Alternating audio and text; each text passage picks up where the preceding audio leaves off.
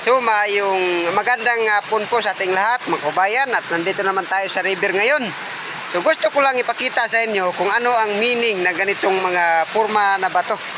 Ito po ba ay tinatawag na man-made or nature? So makita natin ngayon dito, marami talagang butas. Tingnan nyo mga guys.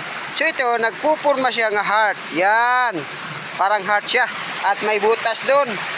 At dito sa unahan, makikita natin dito ang mga maraming mga butas. Oh, ito, butas na ito mga kaibigan. So, tingnan nyo, ito. Mga butas na yon. At ito pa ang tinatawag na butas. Ito po ang ipakita ko lang sa inyo kung ano talaga ito. Oh, ito po ay maliit lamang na falls. Falls ito, falls. At dito, mayroon pa talagang mga butas dito. Ito yung malaking butas. Oh, tingnan natin. Oh, ito yung malaki. At dito tayo sa unahan, mayroon pa namang mga butas dito mga kaibigan, mga kapatid. Tingnan nyo. Oh, ito. At yan.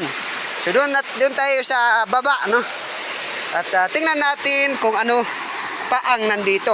So, ipakita ko lang sa inyo kung ano talaga ang meaning ng mga ganitong klase na mga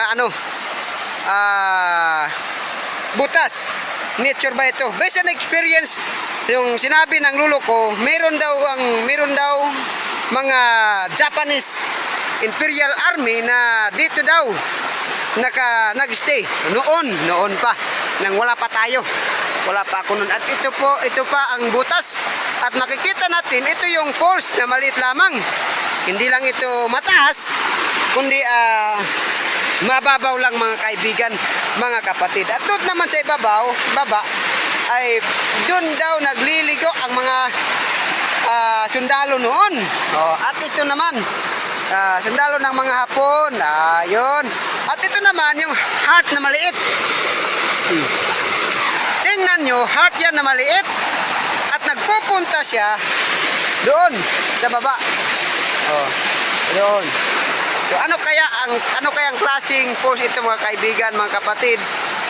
Kaya ko po binidyohan lang ito. Ipakita ko lang sa inyo kung ano talaga ang meaning or meaning ng ganitong klase na mga butas. Ito po ba ay man-made or nature? Kayo po comment lang kayo sa baba kung ano po talaga ito. At ito yung heart. At nagtuturo yung heart doon. Heart na maliit. Tingnan natin. Ito yung busay, falls. Sabi ng Bisaya, busay. Patungo doon mga kapatid. At ito yung tinatawag na butas. Butas yan at maliit na heart. O, tawagin yan, heart na maliit, patungo doon. At dito siya nagtuturo mga kapatid, mga kaibigan. Tingnan nyo. O, ito yung situation, no? Punta tayo sa baba mga kaibigan. O, wag kayong comment kayo kung ano. So doon yung heart na maliit. At dito siya nagtuturo sa tubig. O, baka dito noon nagliligo yung mga tao noon pa. At ito yung parang ano talaga ito? Para siyang aro. Nagkaganon. Meaning baka ano ang tinuturo niya doon. Yun ang yun ang counter sign sa heart doon sa babaw. Sa taas, heart doon na nagtuturo doon. Wow, maganda tong mga sign na ito. At ito na naman, para siyang kikita natin mga kaibigan, mga kapatid, na falls ito, falls. At dito yung niliguan. At marami pang butas dito mga kaibigan. Tingnan natin, oh. Ito pa ang ibang butas na hindi natin alam kung nature ba ito or man-made. Comment lang kayo. Ipakita ko lang sa inyo kung ano talaga ito. So yun lang mga kaibigan, mga kapatid. Thank you for watching. God bless us all and bye-bye.